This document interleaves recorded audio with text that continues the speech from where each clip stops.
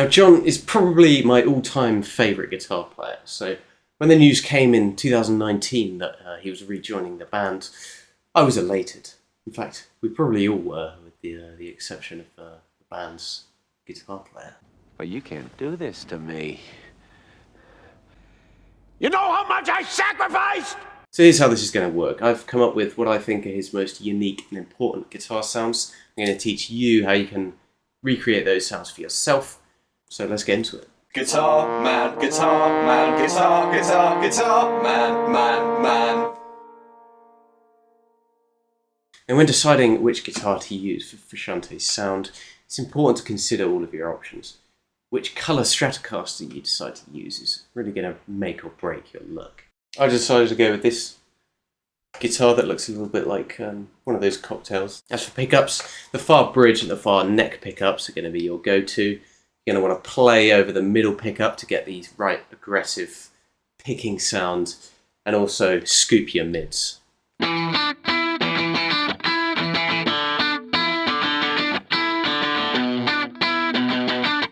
Although John loves to experiment with lots of different effects when he's recording, there is a kind of signature setup which he uses. In practically all of Californication, and by the way, what John's using is similar to our setup so far, with the addition of an overdrive effect. I like to use mine in the form of a pedal with the drive kept fairly low down.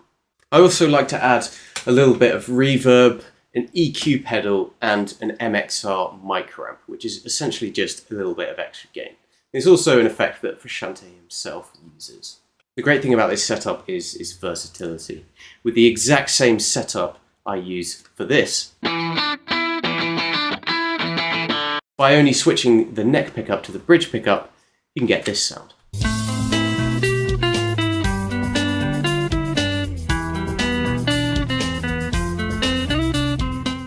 Although I'm using multiple different effects here, the overdrive is doing 95% of the work. So if you get your hands on a decent overdrive effect, then you'll be able to recreate the sound.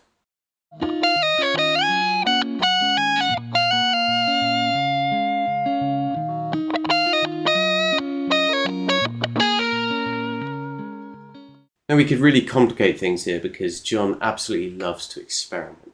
But one thing is clear, he absolutely loves the Boss DS2 distortion pedal.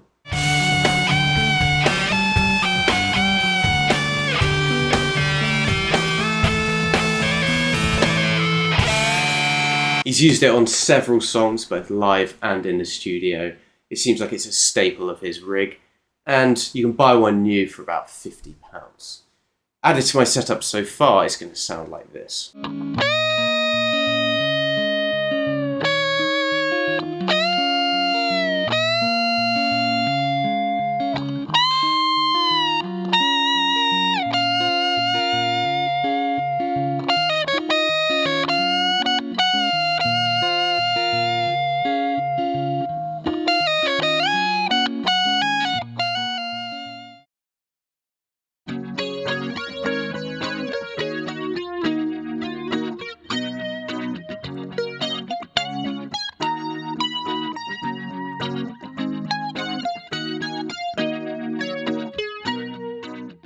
When Black Summer came out in April, I was extremely hyped for the album. It's one of my favourite Chili Peppers songs, and it's got Frusciante written all over it. Let's see what it did there. And the guitar sound on the song can be recreated with one of these, the Electric Mistress, an effect clearly inspired by John Frusciante's idol, Jimi Hendrix. And the Electric Mistress is a combination of a chorus and a flange. I love how it sounds, and it's an effect that isn't used very often. So I think that makes it pretty much the perfect tool to get your hands on for if you're on a bit of a Frusciante marathon.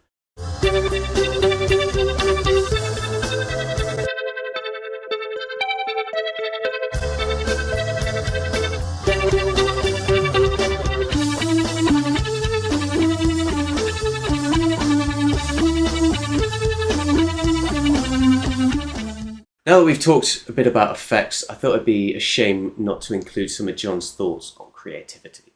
I've watched tons of interviews with him, and it's incredible how much effort John puts into keeping himself in a creative state of mind and making himself the best guitar player he can. I've got the man right here with me today for an exclusive interview.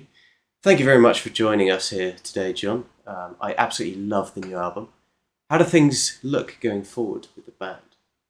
I joined a band and basically was under a tremendous amount of pressure to be liked, to be good, and I gradually realized that all those kind of concerns really disrupt creative thought and really stifle it, Hang on, so does this mean ideas could be developed as a band separately and then brought in later for everyone to work on together? Well, I think, I think that you are staying for another album, right?